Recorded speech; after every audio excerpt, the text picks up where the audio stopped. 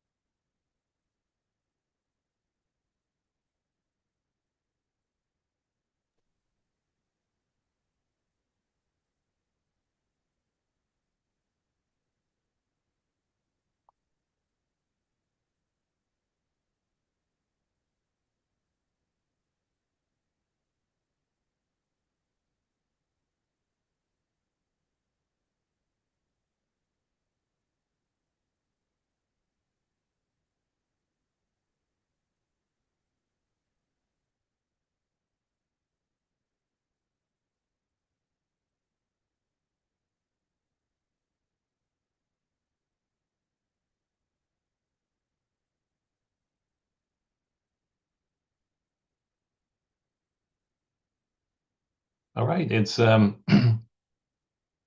11:01, and the number of participants is leveling out. Welcome, everyone. Welcome.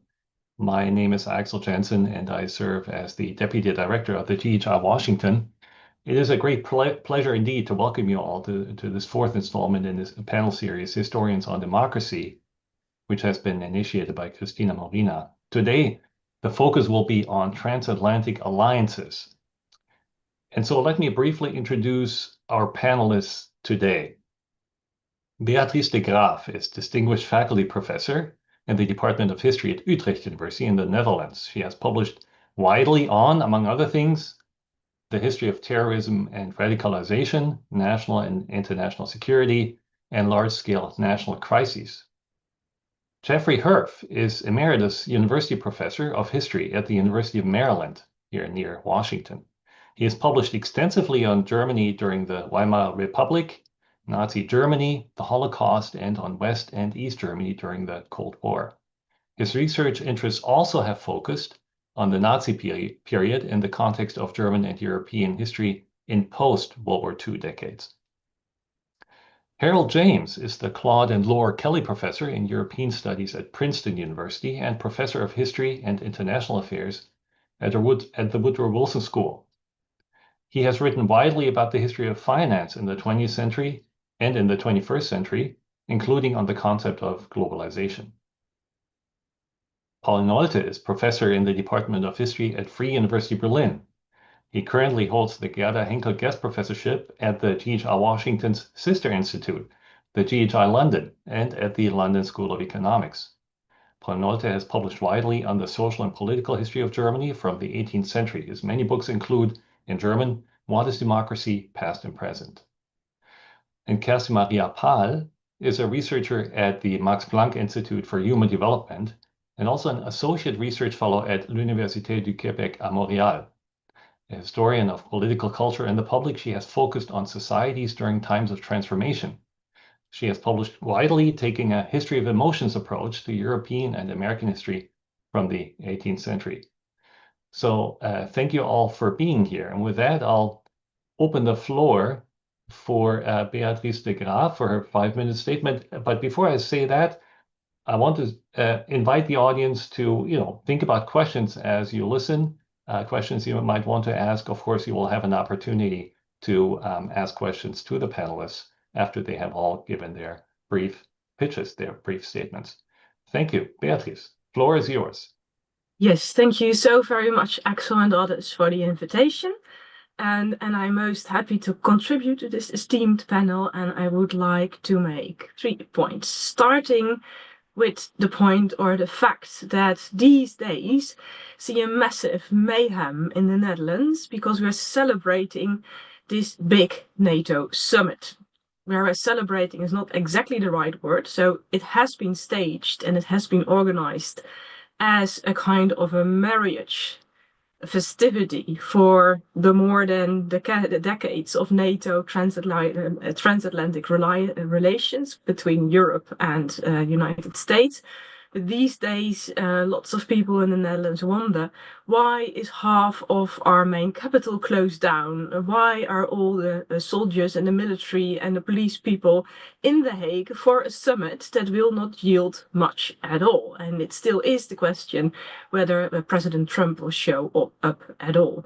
So that brings me to my second point. So this is the backdrop of a very strange situation. The Netherlands have been lobbying for years and years, and other countries have done so in their times, to get a NATO summit that demarcates this transatlantic relationship and alliance and get that to their country. And now we have it. People start to wonder what's going on. That brings me to my second point.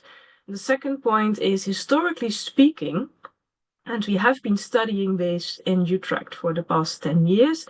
I have been part of a research group which was called Reconstructing Europe, Blueprints of Hope. And next to myself, you may know him, and I would like to name his name because he passed away far too young, is Professor Mathieu Segers. You may have heard of him. And he also contributed to this research project. And in this research project, we went back to the design of the transatlantic relations and this transatlantic alliance. And that's my second point. We came to the conclusion that it's always been more of a malfunctioning marriage of understanding than a loving and kind relationship. What do I mean with that? So from the get-go, from the beginning, when it was drafted, so the NATO, the EU were part, European integration community, they were part of a combination of treaties, the NATO treaty, but before that already the Bretton Woods Treaty, the Marshall help, and a couple of others, European coin age treaties that have been composed in the 40s, late 40s, mid 40s, because they rested on a transactional relationship. And the second point I would like to underscore with a small anecdote, that the man, the representative from the United States that came to London and then to Europe to broker the deal that then led to the Marshall Help and the NATO, was Paul G. Hoffman. And he was a car salesman. He was the Elon Musk of those days. He was the chief of Studebaker, and he was the one that was sent by Roosevelt and then also by Truman to Europe to broker the deal. And he was tasked to promise the Europeans more financial help, more transactions, if they in turn would build up the investment for their new defense programs in the United States itself. So if they would start to invest in Lockheed Martin, in Boeing, in General Dynamics, Raytheon, and Northrop Grumman. These are exactly the companies that still devour most of the European defense investment. So the transatlantic relationship was not just a romantic love affair, it was transactional from the get-go. And that brings me to my third point. Within this relationship, I don't have to explain that to you, but it's good to a broader audience to demarcate the fact that there were always hiccups, there were always crises in this transatlantic relation, and they always had to do with the fact that the United States wanted to withdraw their troops, that Eisenhower in turn wanted to give or deploy missiles in Europe, that then France said a decade later, no, we will have our own missile, we are going to exit NATO. In the 70s and the 80s, there were attacks, deathly, lethal terrorist attacks against the presence of the American military in the Federal Republic of Germany. And in the Netherlands then, you had the spell of Hollanditis, the fact that the Netherlands would not ratify the NATO double-track decision between 1979 and 85, leading the Politburo in Moscow to conclude that the Netherlands were the weakest link in the NATO chain.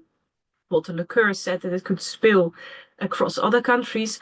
So my third point is, it has always been this transactional relationships, always been resting on United States pushing into Europe, demanding more investments, requiring that Europe would lower its tariffs and protectionist measures. And on the other hand, that the Europeans dragged their feet all along. They did not want to match the spending.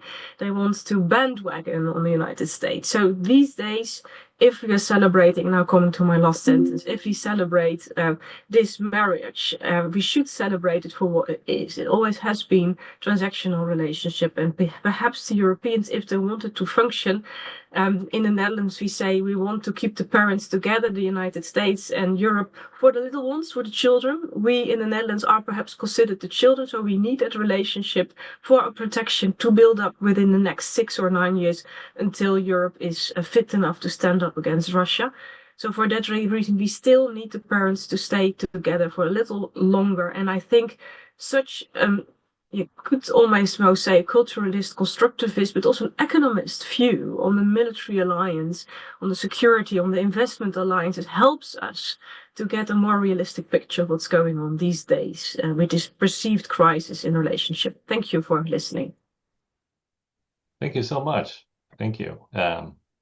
Jeffrey, may I invite you? Axel, thank you. And thank you to Christina for organizing this very interesting series. Because President Trump changes his mind so often, it's very difficult to know if what is going on at the moment is going to be going on several months from now. So a historian needs to be careful about making definitive statements. But here's a definitive statement which may be disproved in the coming months.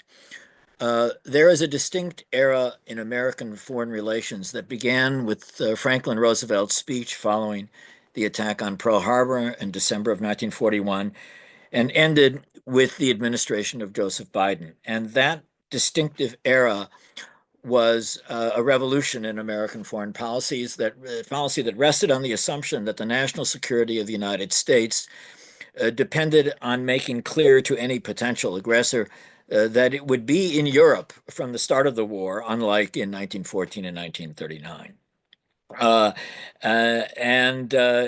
The Trump presidency, in my view, should be seen as very much rooted in American, powerful currents in American history. And while contingencies led to his election, it is possible that America First will, and likely that America First will be a major theme of American politics for some time to come. So, first, what we call the Atlantic Alliance began in 1940 and even more in 1941 with the alliance between the United States and Great Britain when Roosevelt made the case that the national security of the United States rested on preventing the domination of the continent of Europe by Nazi Germany. What we call the Atlantic Alliance now expanded after the end of World War II to include the Federal Republic of Germany and the other countries of Western Europe. And that alliance rested on a bipartisan consensus that included parties of the center left in Western Europe and Democrats in the United States. The point was that no matter what Stalin may have been, what may have been going on inside Stalin's head, the Red Army was in the center of Europe, and it was possible that the Red Army, as unlikely as that may have seemed to many people, might have decided to move west. And so the United States, for the first time in its history, located an army abroad permanently to convince the Soviet leaders that if they went to war to conquer Western Europe, however unlikely that may have been, they would be immediately at war with the United States. And as that would be a very bad idea, the logic would be to deter the Soviets from doing anything like that. And it was very clear that this policy was public and well known. There was nothing secret about it, so that the Soviet Union, assuming that they were rational actors, which they were, would not start a war. And that was the other name for that policy was extended nuclear deterrence. And the NATO alliance rested on shared values, but it also rested on the very peculiar and bizarre idea that the United States would risk nuclear devastation if the Soviet Union were to attack Western Europe. So extended nuclear deterrence is a bizarre notion because, as Bernard Brodie pointed out in 1945 or 6 in The Absolute Weapon, it's very straightforward that if a country attacks a country with nuclear weapons, it will retaliate. But it's not so straightforward that if a country attacks another country, that the United States would come to its defense.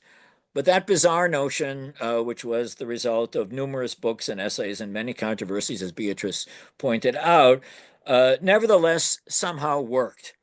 And the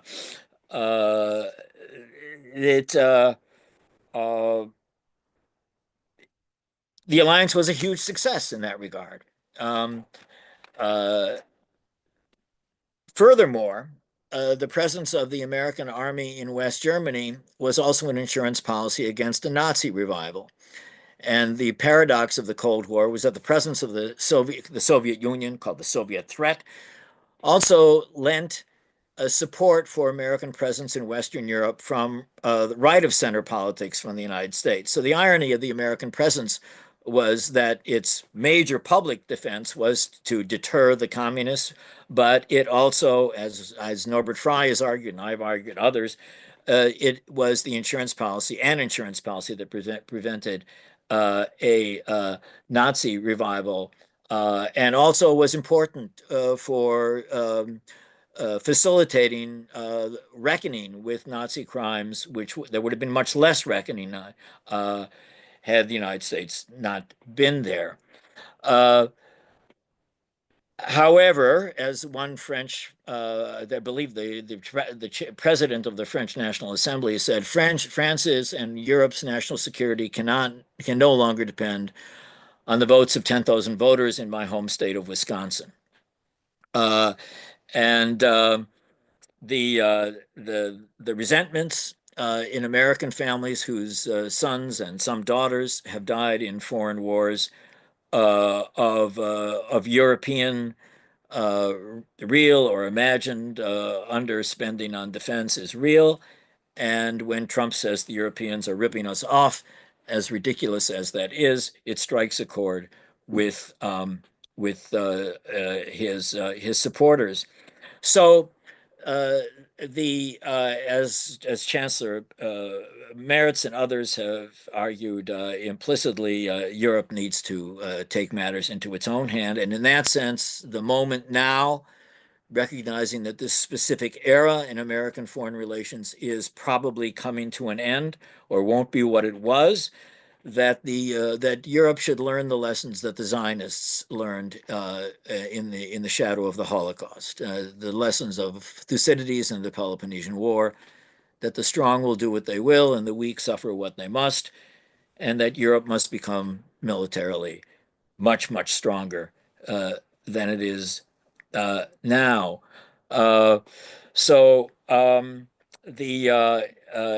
We face possibly, both in Europe, in Taiwan, in South Korea, other places of the world, the danger of wars, as the credibility of the American guarantee and extended nuclear deterrence is eroded by Trump's statements and suggestions regarding America first.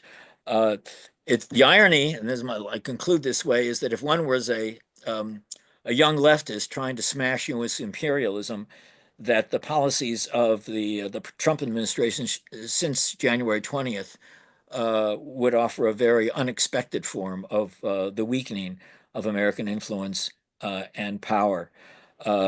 So it is. I'm glad to note that Chancellor Merz and others in Western Europe and in Europe have received this message and are preparing for a future in which the United States is no longer the reliable ally that it has been, despite all the problems and the fractious marriage of the last 70 years.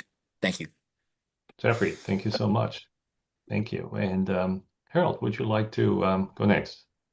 Yeah, thank you, and very, very good to be here. And thank you, everyone. Thank you, Christina, for organizing this very, very important series.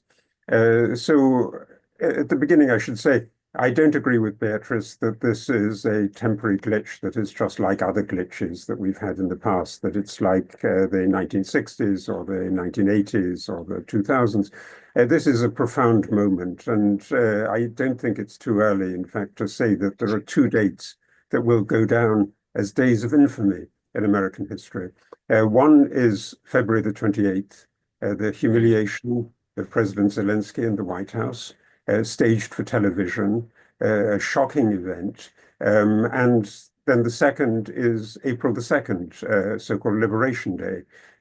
Both of these are fundamentally destructive of everything that the United States has stood for since 1940, 1941. And I agree completely with Jeffrey's points on this. This is just a monumental change. And I think where Jeffrey concluded that this is a weakening of the United States is absolutely right. This is the moment that the United States has not just shot itself in the foot, it's shot itself in the head, intellectually, and in the heart in terms of its commitment to democracy and to liberal principles throughout the world. So this is a very, very profound moment, and we've got to think what the reactions should be. I think the reactions will be very simple. That many other countries will think of ways of strengthening themselves, and you see that very, very clearly in China. You see it throughout the global south, you see it in India, in Brazil, but you will see it in Europe as well. And I would like to make a kind of optimistic suggestion that the real meaning of MAGA, Make America Great Again, is actually MEGA, Make Europe Great Again. Europe is reacting in a positive way. And the discussion in Germany, for instance, about the end of the debt brake and the commitment to greater military spending and the greater commitment also to European coordination on this. Because if you think about it, the problem of Europe in terms of military spending was not just, or not really even a numerical problem. It wasn't that the Europeans didn't spend much on defense. They did. They spent quite a lot on defense, but they spent it very, very inefficiently. And in the big European countries, in the United Kingdom, in France, in Germany, in Italy, in the Big Four, each of those had big national defense industries that just wanted to supply a reliable consumer, their own armies, and so they didn't coordinate. And what we're seeing at the moment, and I think the Commission is pushing this point very, very powerfully, is that you need a coordination of European defense, and you can't rely anymore on the purchases of American equipment either. So this is a reorientation in terms of fiscal stories, in terms of military spending, in terms of the security posture, and what we've just seen over the last days is the story of how the United States is completely unhelpful in the business of finding a viable solution to Russia's war of aggression in Ukraine. So the United States has failed, and the United States is also losing out. We will see poorer economic performance, higher inflation, more discontent. We will see also fragmentation of the MAGA coalition. And it might be just a good final thought to think what this means for European politics, because some of the initiatives, J.D. Vance has been doing this, Elon Musk has been doing this, is to intervene very explicitly in elections in the European Union, in Germany on behalf of the AfD, in Romania on behalf of a pro-Russian candidate, a militantly nationalist pro-Russian candidate, in Britain on behalf of Nigel Farage's renamed Reform movement. But it's striking, I think, that these initiatives are not successful at the moment. And the European voters, I believe, will not like this kind of intervention. And so if we're thinking of the possibility of a democratic resurgence, we should look at what happened in Romania, and we should take that as a model. This kind of intervention is not going to be successful. And in fact, I think it raises a basic issue for the whole series that you're thinking about, democracy. What do people want from democracy? They want many things. They want a voice, but they also want competent government. And what the United States is offering at the moment is incompetent government and ineffective and inconsequential stances on the major issues of the international security system and the international economy. Thank you. Thank you so much. Harold, Paula, you're up next. Yeah. Yeah, thanks, Axel, for the kind introduction, and thanks for having me on the panel today. I very much, as everyone else, appreciate Christina's efforts at making this possible at what appears to be a critical juncture in both the history of democracy and the post-war trajectory of transatlantic relations. Like so many other German scholars, I have cherished the United States far beyond academic contexts and subject matters, and the aggressive stance of the second Trump administration over the past 4 months has come as a personal shock to me. It helps a great deal to be able to communicate in a forum like this. Early on, I had agreed with Christina to speak about transformations and possibly deformations of democracy and about larger challenges to Western societies in the 21st century. In the 5 minutes allotted to me, I will do so with an eye on transatlantic relations, not merely because of today's focus on transatlantic alliances, but because I sincerely believe that what we are witnessing in the White House and Washington must not be framed as an American problem alone, or as the cause or symptom of an ever-widening rift between America and Europe. This is not, in other words, an issue of us and them, much less of evil versus good. Just think of the mentioned recent elections in Poland, Romania, and Portugal. Much rather, Trump is having Europeans, and certainly those who identify as liberal in a wider meaning of that term, look into a mirror. What Europeans would see in that mirror is not just their own ugly sides of populism and authoritarianism. In a deeper sense, they would recognize the inherent challenges to liberal democracies on both sides of the Atlantic Ocean, challenges that we may not have sufficiently assessed academically or addressed politically anywhere yet. Exactly 4 months after January 20th, today, initial fears of a full-scale Machtergreifung have somewhat receded, fears that I must say I had shared and that Jeffrey Herf, among others, had expressed in public in a poignant way. Instead, what strikes many of us most over the past few weeks is the measure of disruption, contingency, and chaos that Trump, together with J.D. Vance, Elon Musk, and others, has established in what used to be proven regularities in the institutions of American political life. Whatever the topic or direction, a pattern of erratic politics in style and erratic policies stands out, coupled with a degree of rudeness and vulgarity unheard of in the history of democracy, either before or after Pearl Harbor, I should say. Hit Zelensky, then hit Putin, shock the world and the markets with absurd tariffs, April 2nd, only to revoke them a few days later.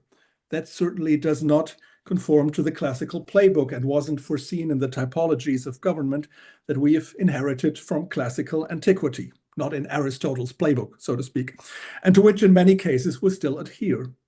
The politics of the Trump administration warrants a new term that captures its essential feature of being erratic, out of the blue, rogue and rude, inconsistent in many, not all, ways. I suggest we call it an erratocracy.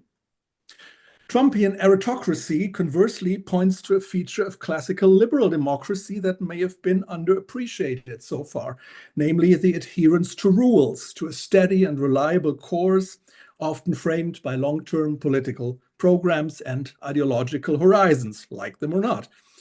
I should like to call this the pattern of civilized governance, or zivilisierte Regierungsführung in German. It would be a concept related to, but not identical with, notions such as good governance and rule-based international order that have been much debated with political scientists in recent years.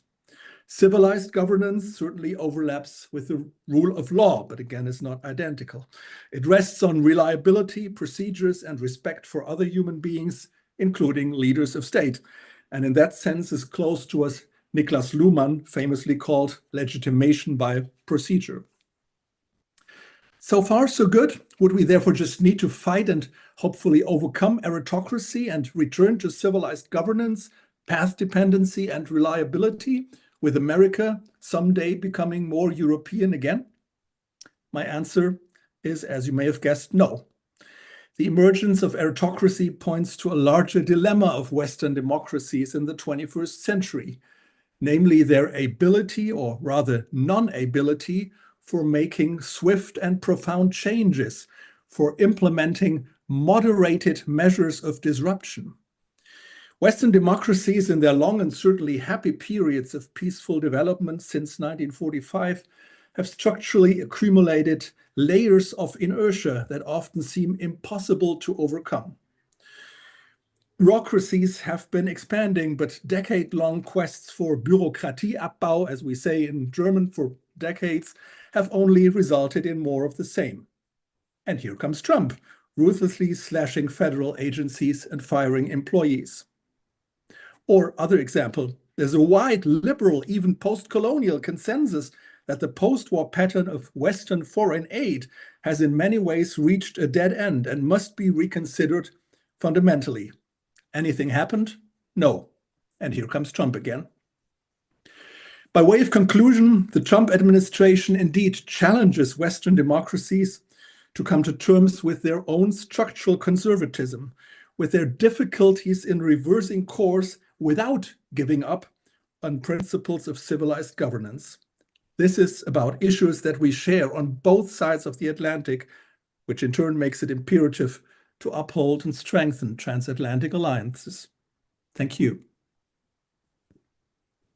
Oh, thank you for your contribution. Kerstin, for the finale. Yes, thank you. Thank you, Axel. Thank you, Christina, for the invitation. Thank you to the panel for your inspiring inputs. I would like to take you into different territory and would like to use the online space in which we're meeting as a springboard for thinking about what could be called transatlantic communicative alliances as a buttress of democracy and a challenge to it. And in so doing, I would like to connect to several themes addressed in the previous panels, such as the need to be engaged and to engage others, the role of the media, in-group versus horizontal communication, and questions of emotionalization. So with the Enlightenment public sphere in mind, one may well wonder whether social media might become the 21st century version of the 18th century coffee house, in its vitality, its raucousness, and for all its shortcomings, in its iconic status. Would it serve as a tool of political participation and democratic deliberation, an unprecedentedly open space for fostering a community of citizens, and a place where political ideas and democratic ideals can be wrestled with? To some extent, this has been the case. Barack Obama famously pioneered social media participatory politics almost 20 years ago. He organized online town hall meetings, initiated an Ask Me Anything thread on Reddit, and by having users share his famous Hope poster, made political participation only one like away. With Trump's first term, social media became the primary mouthpiece of politics, not just of political culture, but of institutions. And in Trump's second term, J.D. Vance, the vice president, seems, or at least seemed to be, equally terminally online. Social media is often understood to undermine democracy because it corresponds to the style of populist parties. It favors brief, sensationalist forms of communication, which, as studies have shown, amplify interpersonal emotions. For example, moral outrage is often interpreted as stronger than the original experience suggests. Collective emotions, along with attitudes towards groups, are frequently overestimated. Social media is also rife with falsehoods, deliberate misinformation, fake news, as well as involuntary distortions and abridgments. The online world is filled with insults, hate speech, death threats, and cyberbullying. For better or worse, social media communication appears more direct, less filtered. It responds to the rapid pace of the present, and in this regard, it does indeed share similarities with early 18th century periodicals, or at least as they have been framed, which also translated the then fast-paced urban life into quickly written and quickly published essays. Despite and because of these factors, social media's unique appeal continues. Approximately 85% of Americans report using YouTube, 70% use Facebook, 50% Instagram, 30% TikTok. X, formerly Twitter, appears with a comparably low 21% share, but it ranks first among social media platforms users report they use for keeping up with political issues. Overall, 71% of US adults are active on social media compared to 59% social network users in the EU. It would be easy to attribute the way political culture is communicated simply to a generational divide. But social media reveals several additional fault lines. For example, women tend to prefer Instagram. Hispanic adults are more likely to communicate via WhatsApp. Black adults favor Facebook. Higher income predicts increased use of X, lesser education, a preference for TikTok. Social media has been at the forefront of mobilizing disaffected electoral groups, an important voter pool for populist parties, precisely because it allows for tailored messaging to different segments of an increasingly fragmented society.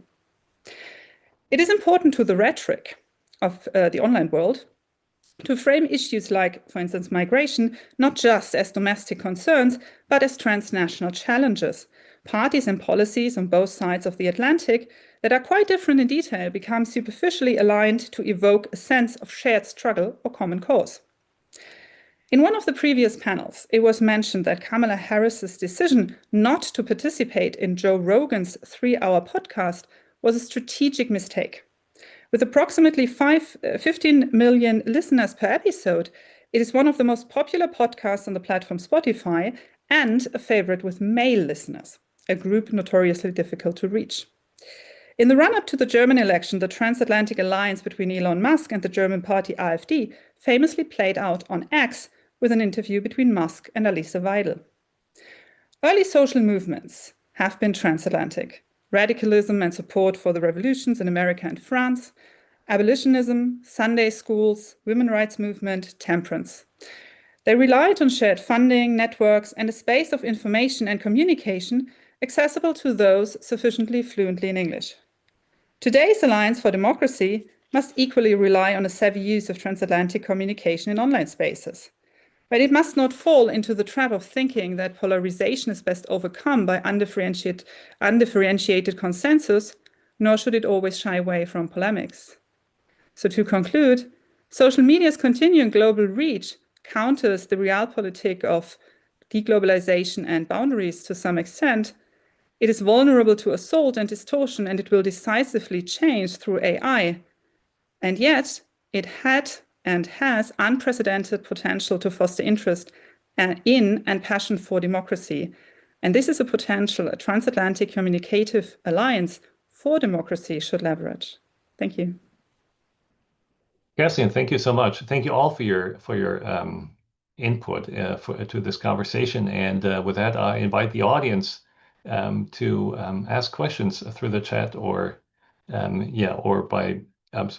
through the chat, and we'll then put you on so you can ask your questions. Meantime, I have one I would like to ask, and that relates to one question that's asked in the chat, and that is speaking about alliances versus civic societies and how they connect. with respect to NATO, we've been in troubled waters before. Beatrice, you pointed to some of these issues. Why should we not expect for relations to snap back into normal, whatever that is, at a later point? Why indeed would the situation be so grave? Harold, you mentioned some of the deep cuts in the story. So, but why should we really take it that seriously? And that brings me to a question that Godlief van Hitteren asked in the chat, and that is, why should we cling at all to transatlantic alliances while much more time should be productively spent on other kinds of relations, such as civic movements and their historical roots, which are vital for the survival of humankind on this planet, she asks. So maybe if you would like to comment on this relationship and why it's so serious. Yeah, Beatrice, maybe you want to go first and then Jeffrey? Yes, thank you, Axel, for summarizing those questions. And thank you, Harold, referring to my contribution. But I definitely did not say that this is just a hiccup. My point was that we can only understand the rupture and the shock and I can understand why you in the United States are so upset about it. My point is, if we go back into the history, we should discern that the relationship and the alliance were always very transactional. So Jeffrey told us about the Holocaust, told us about fighting off communism. So there were values involved and principles, deeply felt principles. But at the same time, Roosevelt also made clear that tariffs was lowered. And for him, it was ideological because he thought that protectionism, the European protectionism, was the lead up to the Second World War. So for him, protectionism was also a principled question. But later on, subsequent presidents, including also Bill Clinton, with the new global order, what they wanted to do was try to get a foothold, a leverage within the European market, the other way around. And that's not bad. It's not pejorative. It's just to show that it's always been transactional. And you could say that Trump made a point that Obama has been making, that Clinton has been making, that the Bushes have been making, that the Europeans should stand up and not just bandwagon. So you're complaining about the American presidency from an American point of view. I can see that. I'm a European, so I am trying to reckon with what's going on, and we can stress the morality and the rupture. We can also show that now with the military threat right in our face, Europe needs to step up. And I think this also, Axel, speaks to the question, should we not invest in other types of relations? I think we should do so, but it's very hard if all the monies, if all the energies are now being funneled into Rearm Europe. I just heard a complaint of people in the European Commission who said there are cuts everywhere in the social and in the healthcare departments and the universities, but the money is splattering over the walls in the Department for Defense. They cannot even make it all because of the 5% the increase in Europe. They cannot even find ways to spend it. So they're now coming to the university saying, do you want to help us? So it's a very hard time to invest in, let's say, the soft relations, although I do agree that they matter. Okay, Jeffrey. And then I've got Harold and Paul. Yes. The point I was making about extended nuclear deterrence is about the underappreciated accomplishments of the Atlantic Alliance and extended and American policy towards Germany and Japan. It was remarkable that that Germany and Japan were somehow able to defend themselves without acquiring nuclear weapons. If both of those countries had sought to acquire nuclear weapons in the 1950s and 60s, where it probably would have led to war. And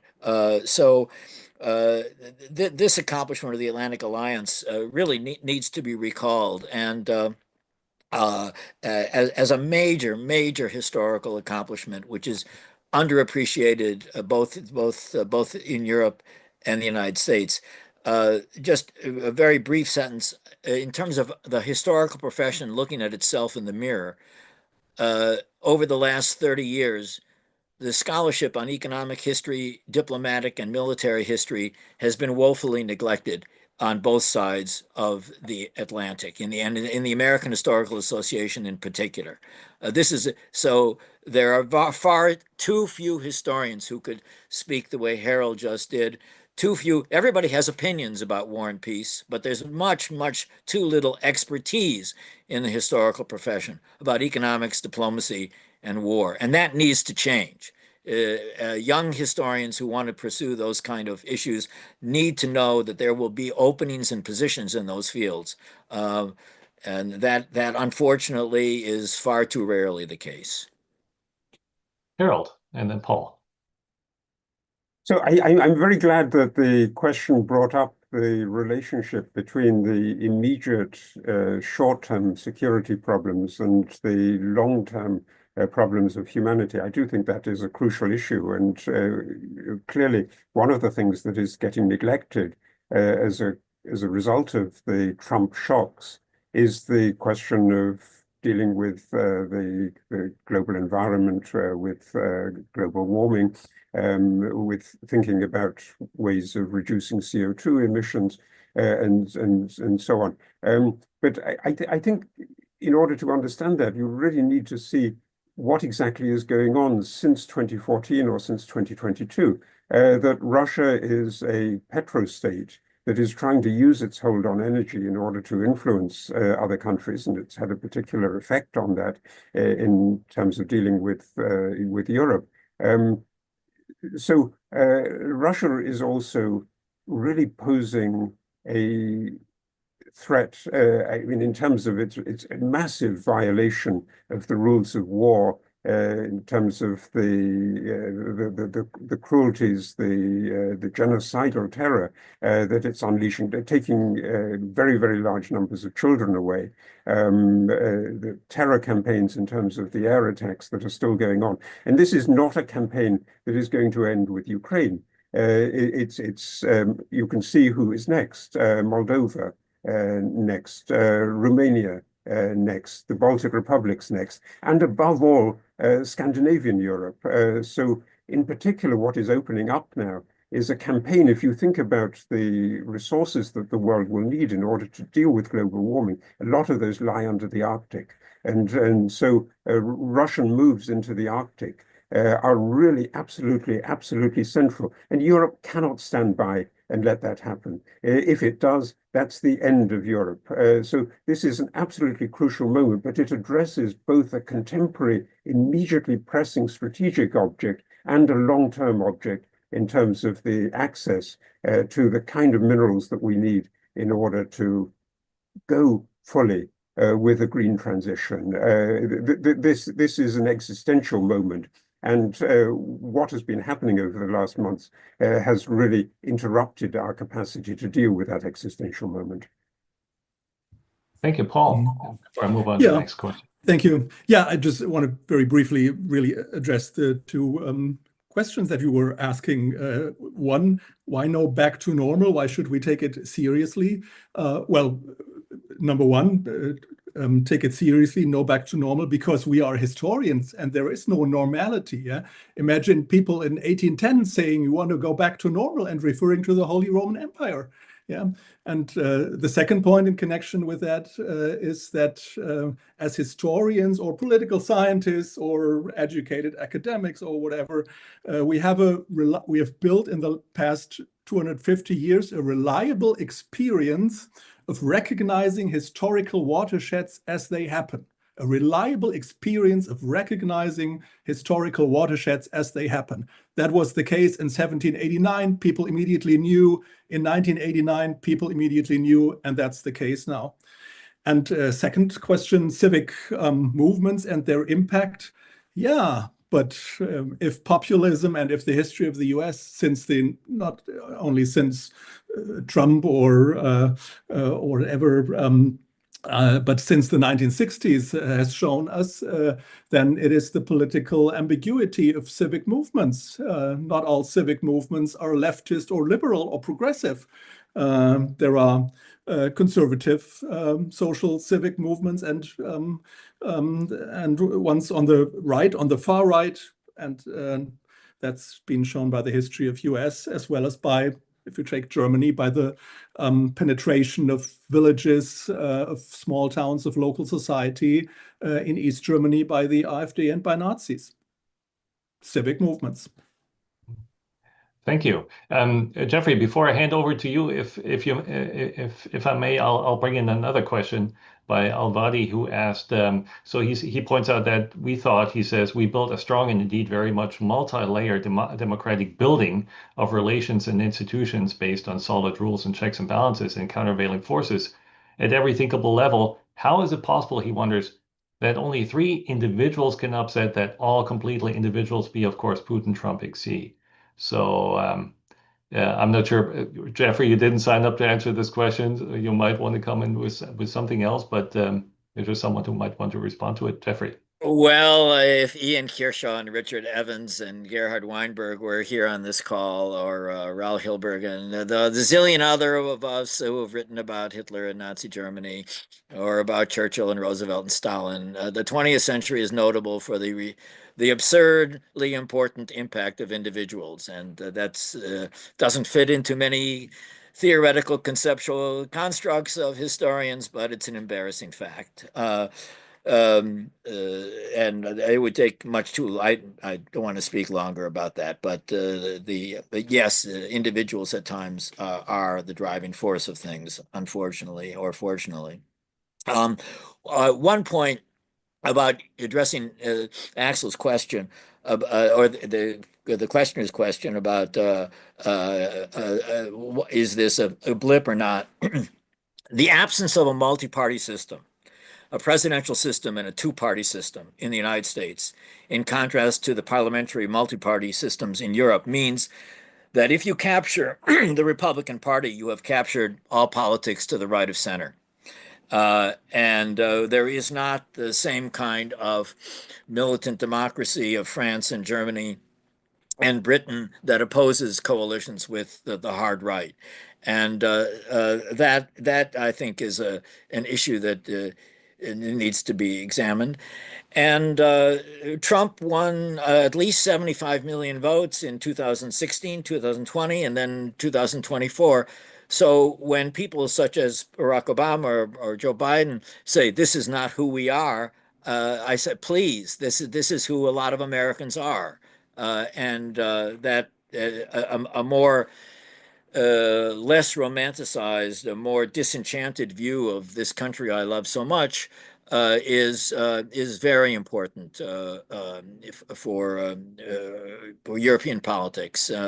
And in a historical perspective, I repeat, the period from Roosevelt's speech after Pearl Harbor to the end of the Biden administration may be a distinct historical era that is coming to an end. And it may be perceived in the future as an exceptional moment in American history since 1776. All right, thank you. Harold, please go ahead. Yes, I think exactly on that point. I mean, you can see moments that led in this direction, and I mean, there are some moments that I think, you know, if we think of the culpability, and we're going to have a lot of heart searching and a lot of examination about this issue of the problems of the Biden administration, but it seems to me that there are 2 aspects of it that really stand out. One is the failure to reduce the Trump tariffs from Trump 1. So it allows then the argument that the tariffs can't be that bad because, after all, the Biden administration has done them. And you know, I think there's a sophisticated argument there that a little bit of tariffs may not be harmful, but a large amount is extremely distorting. And then the withdrawal from Afghanistan that sent a really terrible message both to Xi and to Putin. And so in terms of our relationship between these 3 big countries, this was a really terrible moment where you lay the way. And you know, I think in that sense, you will also have discussions where these great people destructive figures come out of. But this is part of the story. But what I think we need to focus on now is exactly the kind of vulnerabilities of these figures, and thinking about ways in which they can be challenged by thinking about politics of competence. So two things, politics of competence and not being terrified all the time. I mean, I think people in the face of these movements are very often terrified, but we need to be confident enough to make good proposals, how to deal with the existing social issues that many people confront. And that's really the challenge. Just talking about fear and worry is not going to do that. It's not going to win the voters back. So some confidence is I think, really, really necessary. Thank you. All right, Kerstin, and then I'll turn to another question that Beatrice, I'll have you in mind. Kerstin, please go ahead. Thank you. I'll make it brief. I want to return to the question of the three individuals that were able or allegedly able to upset the system, and maybe to also try to bridge the divide a bit between the discussion on structures on the one hand and on individuals or movements or civic society on the other, because in the emphasis on the individual, I see here emerging this Anglo-American versus continental divide between great men on the one hand, or great people on the one hand, and rather forces or disembodied forces and structures on the others, which is, of course, a stereotype, but to some extent still true. So I was actually wondering if the question about how were three individuals able to upset the structures is rightly posed. And this is more of a tentative suggestion, because what I took from my research into the public sphere then and now is that these individuals seem for many to emerge precisely because they encapsulate or embody certain core tenets or discontents that have been circulating already, and they then seem to crystallize. So maybe rather than thinking about a either or versus, it's more of a manifestation of what has been there before, but that has been vague, unarticulate, not really to be said out loud, but then becomes suddenly very concisely manifest. I want to bring in a question posed by Andrew Mayer, a tough one. We don't have much time, but maybe you want to tackle it. So based on reports of Trump's calls to Putin and Zelensky Monday, he writes, do you and the panel agree with a consensus that the US is likely to withdraw from active participation in ceasefire talks and push Europe to deal with the matter directly in the future? And is this reflective of Trump America First isolationism? So Beatrice, you probably didn't sign up. We didn't sign up to answer this question, but still I'll call on you because you last had your hand raised. Thank you, Axel. Actually, it is connected to the previous item, but first to this question. Mark Rutte, the Secretary General of the NATO and previous Prime Minister of the Netherlands, has already explained to a Dutch audience in saying that NATO, but also other EU leaders, they are expecting the United States to withdraw at some point, now or in the near future. So it's not a question. It's not an if, it's a when. So what they're trying to do is trying to negotiate with Rubio and try to get the more normal people as long on board as possible in order to step up at the same time the European massive investments right now, also in a whole of society resilience approach. So yes, the feeling in Europe is they are likely to withdraw and we have to step up. Then to the second point, the three leaders. What, for example, the Cato Institute, but also other institutes have stressed is that over the past 20 years, and it coincides, goes hand in glove with the rise of new media, social media, is a rise of executive power. The United States is a case in point. So it's not just Anglo-American, it's also in Germany. I mean, Olaf Scholz was very not profiled, not very visible, more a civil servant-like manager. And now there is one on at the helm of the German ship who's far more visible, more dramatic, if you like. So there is room for a more executive presence of power, theatrical point, which works well in the social media. The thing is, and that's the problem, is it real executive power? To a certain extent, yes. In the United States, yes. The Congress, already under the Clintons, under Obama, the Democratic Party, they have eroded the power of Congress over the president. It already started under Nixon, by the way. But the thing is, does this executive power means that the president is more capable of doing things, or do they just want to be seen as strongmen? So with Trump, the thing is, on top of all the other problems, he wants to be seen as the chief, as the boss, as something who is the deal maker. So if the deal doesn't come about, he just drops it and says, I did all I can, and I'm moving on. I can't do it in 24 hours, not even 3 months. So it just doesn't satisfy his craving for this strongman performance. So this is a perfect storm. So you have, on the one hand, more executive power, more turbulence, more drama, and then also presidents or leaders who want to be seen doing things rather than doing them properly. European leaders struggle with that as well. We have in the Netherlands, so I do not have, or I do have a right to speak because we had our shock last September when an alt-right government was voted in place. And we do have a civil servant who's just a puppet, somehow, you could say, of this alt-right party. So it's all really a big, yeah, how do I say this nicely? Challenge. Yes, an avalanche. Thank you. So, Paul, you're next, and then Jeffrey with the concluding words because we're already out of time. Yeah. So, Yeah. Paul.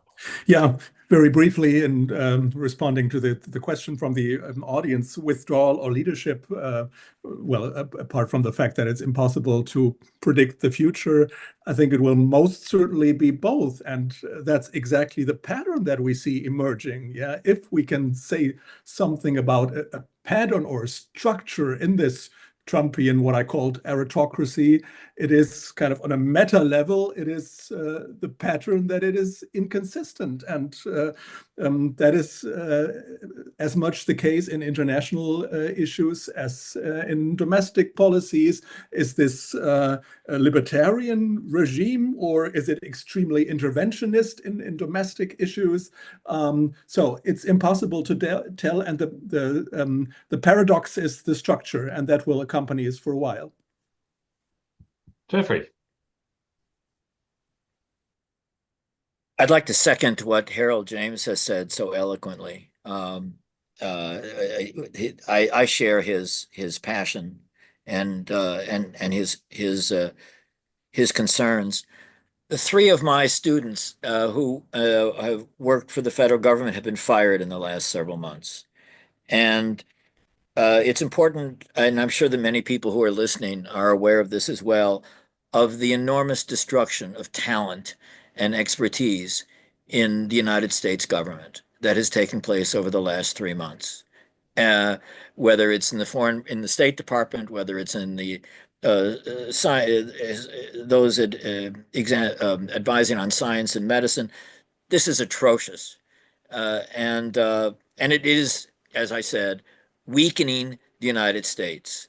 And a weaker United States is a very, very bad thing for the democracies around the world. I would say, however, Timothy Snyder is wrong. We don't live under a tyranny. Our institutions, the Congress exists, the press exists, the courts exist. There are institutions of democracy in the United States that have not been destroyed. This is not like spring of 1933, and we should use those institutions.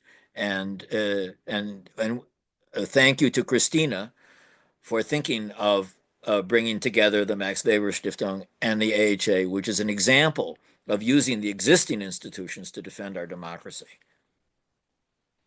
Well, thank you, Jeff. Thanks everyone on this panel for your contributions, and thank you, Christina, for putting this panel together. Thank you to the audience for participating. I greatly enjoyed it, and keep in mind there's another panel coming up, panel number 5 on the rule of law, and that'll take place on June 3rd, and the 6th panel in this series is on June 17th. That'll be on liberal democracy and capitalism. So with that, thanks everyone. And goodbye. Thank you all. Goodbye.